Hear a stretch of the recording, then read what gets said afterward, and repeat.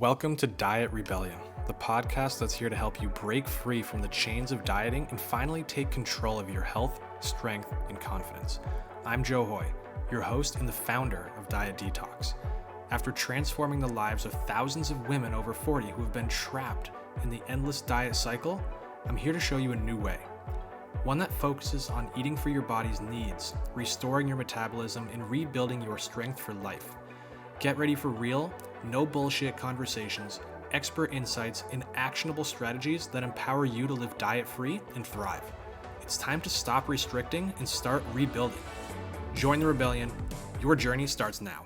Welcome back to Diet Rebellion. Today we have a very special guest whose name is Kate Rowe-Ham. She is a dedicated women's health coach specializing in menopause, fitness, and nutrition. Now, on today's episode, we talk about what the kind of workouts she used to do were versus what the ones are she's doing now. But more importantly, we talk about why these workouts used to work in her 20s and 30s, but no longer work in her 40s, with a little bit of pushback from me, where I actually question the idea of if these workouts ever really work, or did the diet or eating habits she had ever really work, or did it just take a little bit of time for her body to catch up? I'm not going to spill the beans, but inside of this podcast, you are going to learn that and a whole lot more that you will be able to apply to your life today. So buckle up and enjoy the latest episode of Diet Rebellion. Kate Rowe-Ham, welcome to Diet Rebellion. How are you? I'm really well. Thank you so much for having me on. I'm excited for this conversation. Yeah, I am too, because in the green room, so just before I hit record, we had, a hell of a conversation that lasted all of 4 minutes, but we are perfectly aligned. So I'm super happy to have you. Yeah, no, it's good. And as I said to you, I think it's really important that we include men in the space. And I think you're significantly younger than me, which is great because it means, as we said as well, that we can empower and educate women, before it's never too late, but before they see some of the drastic changes that can have a massive impact on them when they come into this life stage. Yeah, absolutely. Well, here I am blazing the way. I'm not going anywhere. Keep going. But I want to learn about you. So who is Kate Rowe-Ham and why are you doing what you're doing? Yeah, thank you. That's a good question. Do you want the real story or no? I'm joking. So the real me. So I basically had a bit of an interesting entry into my own perimenopause journey. So I was what people would have said at the time too young. I was 41 when I guess I look back and I started experiencing some really crippling symptoms. I had terrible joint aches and pains. My worst was anxiety, heart palpitations, night sweats, and breathlessness. And when you go to your GP with these kind of issues over here, certainly in the UK, menopause is not on their radar at the age of 41. It was difficult. We were coming into lockdown, so even talking to your GP about stuff was impossible. I was a personal trainer, so I was kind of having to battle on. I was teaching spin classes, I was teaching one-to-ones, and as I think all women do, we just kind of stop it up and we just keep going and we keep going. And I think that is where one of the other problems lies, again, with this sort of diagnosis of menopause, is that we don't really do anything about it until we really need to do something about it. And I guess that was my story. And to cut a long story short, I went for ECGs, I went for chest x-rays. My lowest moment was I felt really alone. I felt alone in my own family environment. I have 3 kids, 3 wonderful kids, a lovely husband, but I just felt just like nobody understood me, and that really played with my mental health. And I guess I wanted to kind of disappear and for the world to swallow me up, because I just didn't feel like I could live like this for the next 30 years. And I think the thing is, I was fit, I was healthy. So that again was a kind of like, why is this happening? I thought the worst of the worst. I probably started drinking too much at that stage, alcohol that is, not water. And again, that's something that a lot of women do. I think we think it will kind of switch off the symptoms or it'll take something away. Obviously it exacerbates them. Right. So kind of that was me there. And then I sought help from a doctor. I had to go privately, which in the UK is really quite costly. But my NHS, the National Health Service over here, they didn't really take on board what was going on. So I got my HRT, hormone replacement therapy, or MHT, and I took it and nothing really changed. So I was like, okay, here's this promise, and nothing happened. And then it wasn't until I did lots of research, read a few books, and here I am, a personal trainer anyway, and I started to realize I was kind of doing a lot of things wrong. And again, I know we talked about that before. And so I just changed, I transformed everything I do. I started lifting weights. I started eating 3 wholesome, balanced meals a day, protein, good fats, good carbs, fiber. I started resting a little bit more, being more forgiving of myself. And I began to see a little light, and I started to thrive. And that was it. I was like, this is my calling. Every woman should have access to this information. Because regardless of how you've come to your menopause, regardless of your hormone medication status, we have to make these fundamental lifestyle changes that you talk about, that I talk about, in order to have this transformation. Absolutely. And I'm curious because you just said you were doing everything wrong, but then you switched to everything right, which was eating 3 wholesome meals, strength training, getting some sleep. Can you explain to me what the things you were doing wrong were so that our audience can be like, oh shit, that's me? Yeah. Everyone's going to go, oh my God, that is me when I say it. Yeah, exactly.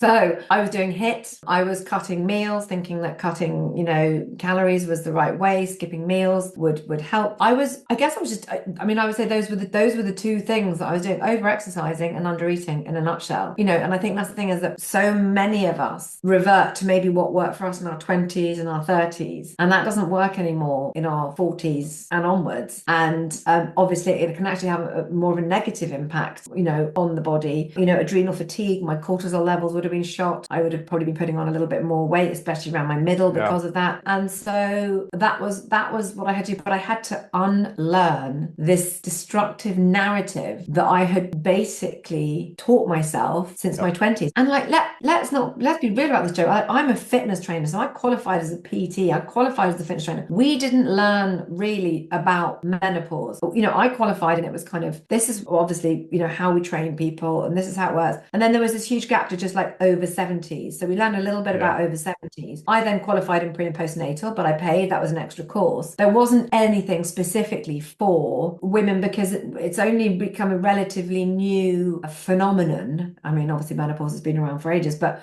that we need to possibly do something differently. That for me it's wild that we're still trying to get the message out there. The conversation's just so new, right? It's not that menopause is new, but I want to go back to something you said. You said, and I can't quote you on this, but similar, you're like, what used to work in my 20s and my 30s, it was just no longer working in my 40s. Yeah. And I actually want to push back on that. And I want to argue that it never worked for you. Yeah. I just think that your body took time to respond negative, right? You were doing all these actions and you had this delayed effect of it then starting to kick your ass and ruin your life. But I don't think that under eating was ever good for you. I'm not going to say that HIIT wasn't good for you, but I think that metabolically HIIT wasn't good for you. And that combination is what led to that in the 40s. Do you agree with that? Totally. I agree with the part of that, but equally I had disordered eating. So it led to a disordered relationship with food, right? So, and I think that is the thing. I think so many women have, I'll say, a disordered relationship with food because that's where we put ourselves. So it wasn't a great, and it wasn't sustainable. And it wasn't, it was that sort of thing where everybody does it. And I say this and people go, yeah, that's me. Monday to Friday, let's eat well, let's go to bed early, let's drink water, let's do really well. And then Friday, Saturday, Sunday, like the wheels come off. And I think that what really needs to encourage people to do is that 365-day, 7-day-a-week approach. It's all about balance. And I definitely didn't have that in my 20s and my 30s. I was all over the place. And, as I say, it led definitely to this period of disordered eating. And also the way I was working out was so mind-numbingly boring and uninspiring because for some reason, right, there had to be like this magic hour. Unless I'd done something for an hour, probably on a cross trainer or on a treadmill or in the gym, just going, oh my God, come on, get that. And looking at those calories, counting up as I'm going on that treadmill and then leaving thinking, yay,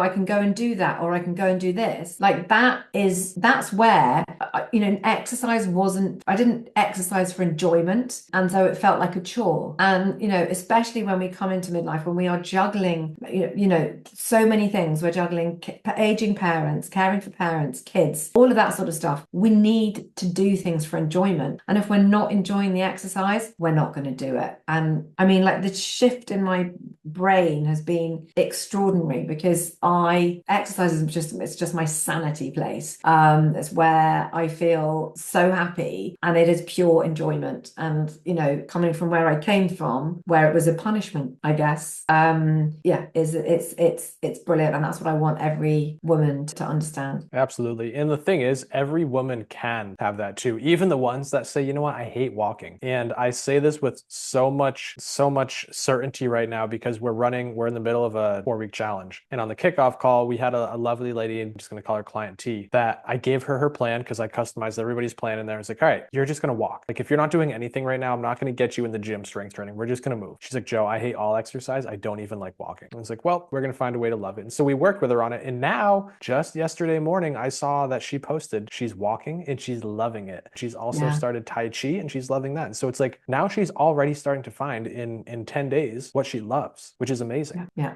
And it's funny, isn't it? Because again, I definitely I've swapped all my training. So I was doing a lot of, as I say, the hip, I was teaching spin and doing all of that sort of stuff and running and and now I literally strength train and walk. And, like today I went out for my hour's walk. I wear a weighted vest. So, just to add a little bit of resistance, just to up that cardio. And it is exactly that thing. You say to a client, go for a walk, take it to the next level, add that resistance. You get your heart rate up a little bit more. You will get more of a sweat. Always try and challenge yourself when you find the thing that you like and make it a little bit different. And again, like you said with the Tai Chi, I've just been on a retreat last week and I am not your yoga person. I'm like, because I have ADHD. So my mind needs to be doing stuff. And when I lift weights, because I'm thinking so much about my form and going heavy and feeling strong, my brain doesn't chatter to me, but in yoga it does. But I had this amazing yoga teacher who taught brilliant yoga and my mind didn't wander, and I slept properly, and I was like, okay, this I'm adding. And so even now when I feel like I've got my toolkit, I now have found something new to add to that repertoire, which I think is great. And again, that's it. We don't always have to stick with what we've started with. We can then be adventurous and kind of add other things once we've got the confidence, because I think that again is probably a huge thing again with the women that you work in. They come to see you and they perhaps don't have the confidence to go to a class or to go to that area of the gym or to even start the journey. They're really fearful. Yeah, exactly. And one thing that you just said is people can change what they want to do for a workout. And I see that so many times, not from the ladies that are coming from a sedentary lifestyle, but have come from an active lifestyle. They identify with whatever that might be. They identify with being a runner. And so not only is it hard to get out of that comfort zone of getting in the gym to lift weights, it's hard to break that identity and recreate yourself for a lot of people. Yeah, found that? Definitely. Yeah, that's it. But it's the people that say also, like your lady who said, I don't like any exercise and I don't walk. Equally, it's the people, and I'm like, try doing that. I don't run, or I'm not a runner. So what does a runner look like? What does a weightlifter look like? And I think this is the thing, we're fed so many images. Social media is great for so many things, but it's also, it can be quite detrimental because it becomes such a place of comparison. And, people are like, well, no, she's a runner. I'm like, what do you mean she's a runner? Because she's running. Yes, she is a runner, but we're all the sort of athletes. We can all do it. We just have to trust ourselves to go and do that. And it was funny. I loved running. That was my thing. And then I stopped. And I am back to running, and I think it's great. And I think everybody can do the thing that they want to do. They just have to take that leap and go for it, and don't define themselves. I would say that I wasn't a yoga person because there were people in the yoga class that could literally wrap their legs around their neck, and I wasn't that person. Doesn't mean to say that I can't do yoga because they're more bendy and more mobile and more flexible than me. They've just done it for longer. I will get there. It might take me a year. I'm not going to say next week because that never happens, but time. Yeah, exactly. And you're aligning with so much of what I've just talked about with our challengers. So the same thing, we'll have new clients come in and look at veteran clients that have been here for so long, I want to be like them. So, well, here's the deal. You are them. You just have less time, but you are currently doing all the things that they're doing. So you are them. You are a yogi now, Kate, because you did it. That's amazing. Yeah. And you know what? But again, it is that brilliant thing, isn't it? Because it is the social media thing that everybody is looking at what that person is doing. And I think that's one of the things that is key to say to clients, exactly that. Someone's been doing that for a year and it's taken them a year to do that. So often if I'm teaching, because I teach live classes, I'll be teaching, and some of the ladies, they're brilliant. They're like, what are you lifting? I like it when you guide us and say, you're lifting that and I'm lifting that. And I tell them, but before I tell them, I always say, this is what I'm lifting today because I've slept well, I've eaten well, my hormones are probably in the right place. And then the following week, I might have had a terrible sleep, my hormones are somewhere else, and I'm not lifting as heavy. Because again, that's going to come into play. But equally, it's taken me 18 months or however long to get to the place where I'm doing that. And so it's so important, I think, that we make that really clear to everybody. You can't just, this is a marathon, not a sprint. And especially, in this life stage where we have to learn to be more forgiving of ourselves. We are more susceptible to injury. Recovery might take us a little bit longer. And it is funny because I don't know about you, but there seems to be this sort of thing about targeting women going through menopause. We seem to be, everyone kind of talks about menopause workouts. And interesting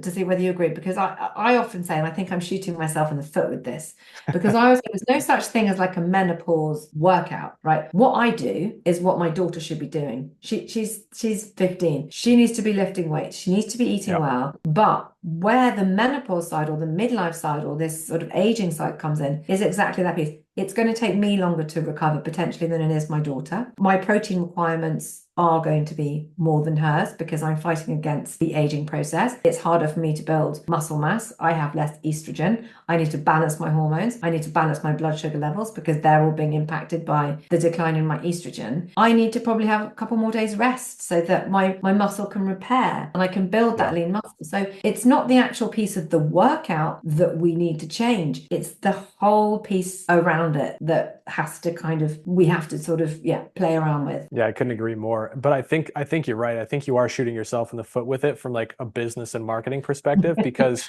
like if your goal is to help as many people as possible, sometimes I think we have to do the play where it's like, I need to give people what they want in order to give them what they actually need. And so if you need to label this workout a menopause workout that you and I both know is bullshit and everybody should be doing it, go ahead and do it because you're going to help the people you care about. Oh, I mean, you should see the papers. Lovely Joe Wicks did that, the body coach.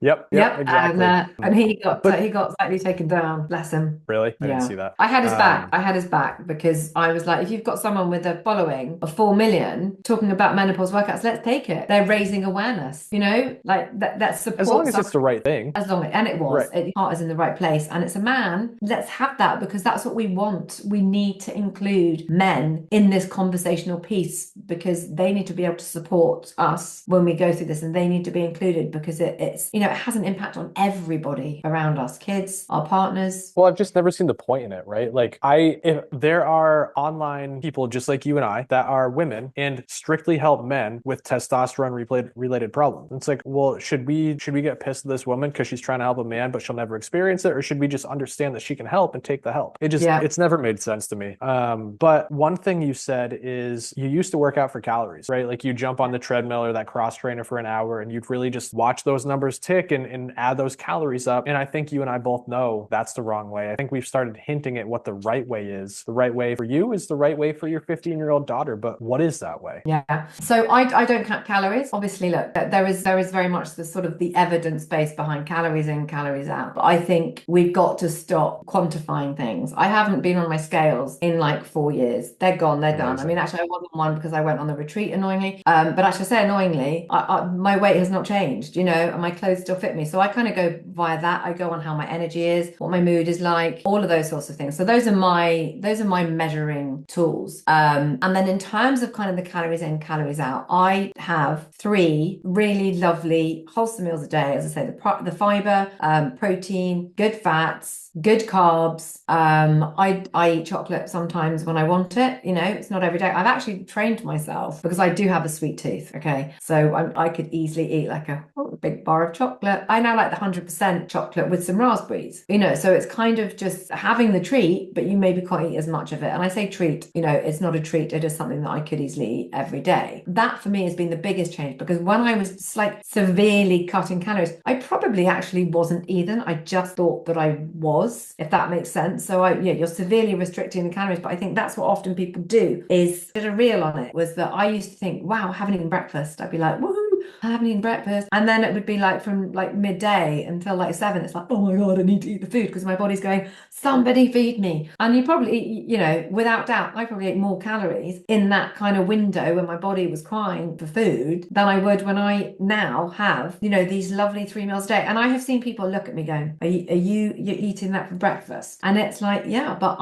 that will keep me full for 4.5 hours. Like that will balance my blood sugars. I don't get these dips. I don't don't get these cravings. I no longer get this afternoon like lull and fatigue. Sometimes I do, depends on what's kind of gone on. It's never linear. But I think that again, that is the key. If we can give women the tools, because it's a unique journey, everybody is different, but to understand what is their normal, what works for them and what doesn't work for them, and to use that. So like if something isn't right and something isn't working, I can probably pinpoint it. And if it's not that, then it might be something else. And then I can go and see my GP if it's, something else. Like, let's really empower and educate and ourselves for our own journey, because this is a time when, other health matters might show up and other diseases might crop up. So let's be an advocate for our own health by kind of taking control of all of that. And I think that, again, that's something that for me, I feel really empowered that I am hopefully at the best of my health. And if something were to feel untoward, I can then go to my doctor as well and say, I eat well, I exercise, I walk, I get outside, I'm not that stressed, but this is happening. They're going to take me more seriously. Absolutely. Because you're doing all the foundational things that every single person should be doing first. Curious, because you're at the point where I am, where I want all of our clients and all of the listeners to be, where you don't track, you don't count your calories, you just know what your body needs based on feel and based off experience. Did you ever track? I mean, not properly. When you've got ADHD, it's like, and you can hyper focus. I've never used it like on MyFitnessPal. I'll tell you what I did do, which I hated and I've got rid of. I used to have a tracking watch. And so I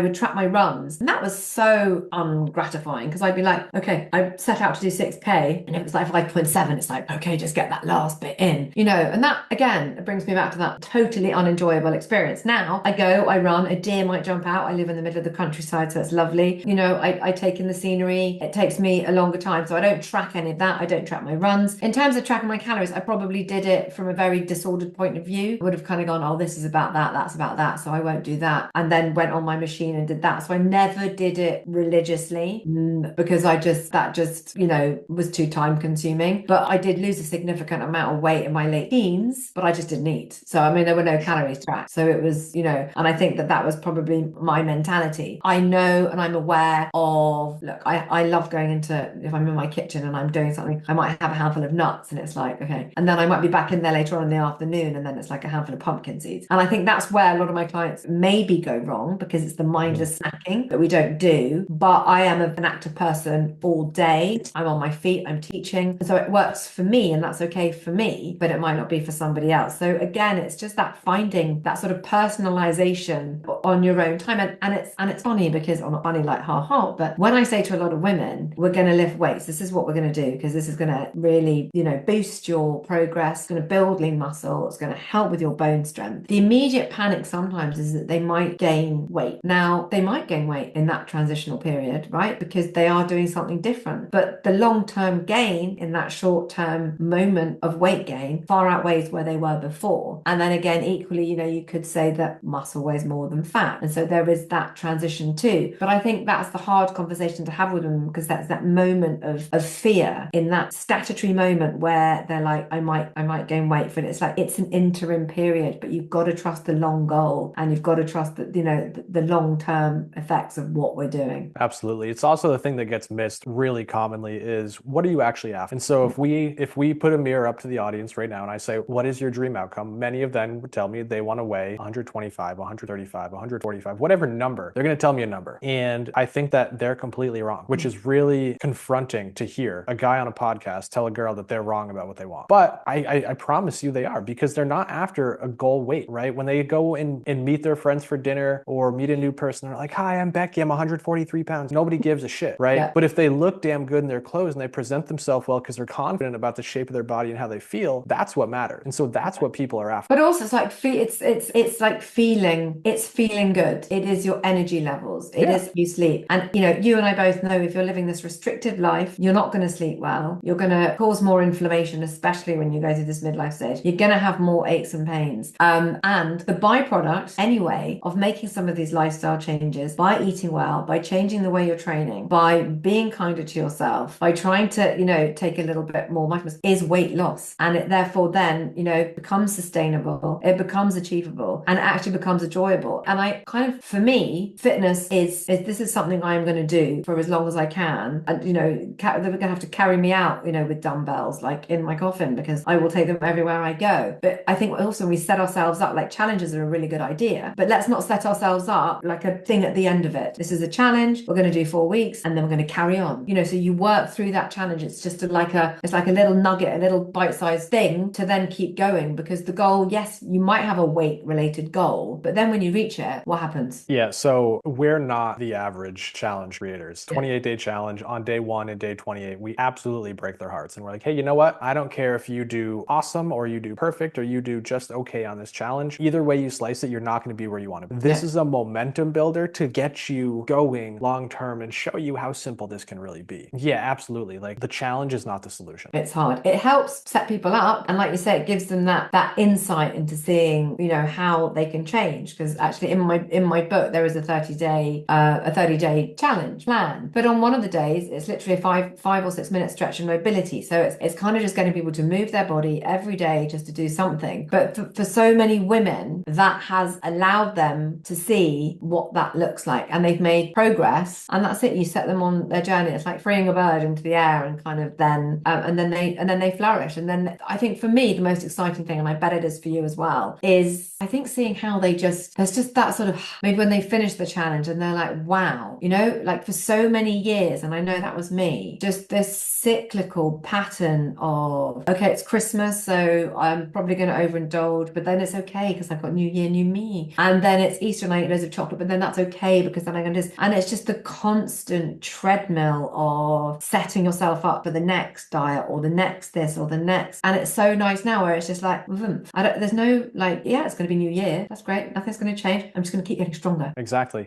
It is. That's a really big sigh of relief that we see a lot, where oftentimes I'll hear like, wow, Joe, I've done like 10 different challenges, not of yours, but other ones. And I fall off in the first 7 to Whereas now 14 days. Like, I don't know what's so different about this. It's like, really? Yeah. You don't understand that I'm not telling you there's no off limits foods, that you don't need to work out every day, that you can be a normal human, and that I'm telling you to not track on Thanksgiving? Yeah. Oh, there's the light bulb moment. It's hard though, because you do see this like shred, you see this, that is the thing, it's the social media, get abs in this amount of time and do this and this. And I bet with you, this is one of the biggest questions I get. How do I lose this? How do I lose that? How do I target this? How do I target that? And we have to stop selling women these mistruths. Like, you can't target any area. Fat loss is a whole, it's the whole body. It will happen in its own time, and people will lose weight from different places at different times. You can't tone. You can tone muscle. You can't tone your body. You can't tone muscle. You can build muscle, and people want to tone. Like, it's all the ways we use the language. And I think then we steal sort of that woman's power, because they don't understand why they're not achieving what they've perhaps been promised and why it's not sustainable. Yeah, absolutely. And it's always it's a tricky thing for you and I and people like us to navigate, because we're over here pushing the right message, but the right message oftentimes is not the message they want to hear. Yeah. So it goes back to the same conversation before of like, okay, fine. I'm going to tell you that I can help you tone your body. But what I'm not telling you is that I'm going to get you strength training and eating more food than you are now. And by doing that, you're massively going to shift the way your body's shaped. And if you want to call that toning, that's fine with me. I'm still giving you what you need. Yeah.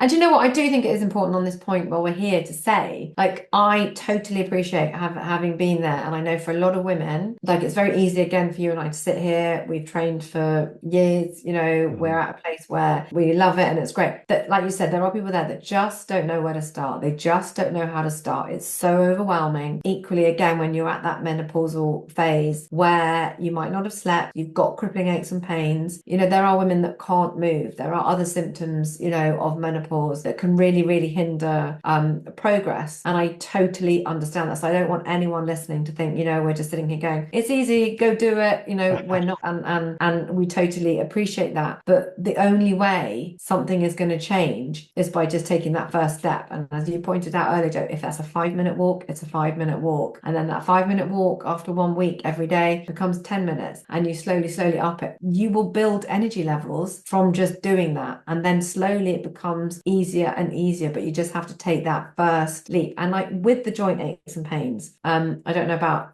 you guys over there, but I get so many women coming to see me who have been diagnosed with like fibromyalgia, and it's not fibromyalgia. It is a symptom of menopause. They have lack of estrogen and they're scared to move their body. They don't want to move their body, and it's just exacerbating the situation. And again, pelvic floor health. There are women who, might have a prolapse and then they're told that they're not allowed to lift weights. Not only does that hinder, their strength gains, but it has a massive impact on their bone health. And so it's kind of all of these things like that is taken into consideration. And if that is you can do all the things that absolutely everybody else can do. Just start slowly and build up. Absolutely. Yeah, that's a great point. Everybody is running a different race at a different pace, and you need to meet that person where they are, right? So just like client T that hated all exercise, like I'm not going to tell her to go back squat. I'm just going to tell her to walk. Then we can have even more extreme examples of that. I mean, I'm sure you've experienced this, but we had a client that going from her couch to kitchen was hard. Yeah. But we made it happen. Then we got her to the mailbox, and then we got her more and more and more. Now she's at Planet Fitness. That's actually a really good place to start. So where do you think that anybody listening should start? And I know that, like we just agreed to, they can be anywhere. So how do we determine what the best step is as a generalized answer? So my thing would be, it wouldn't even be to do with actually doing the exercise. My thing would be like to reframe their why and think about why they're showing up and why they need to do it.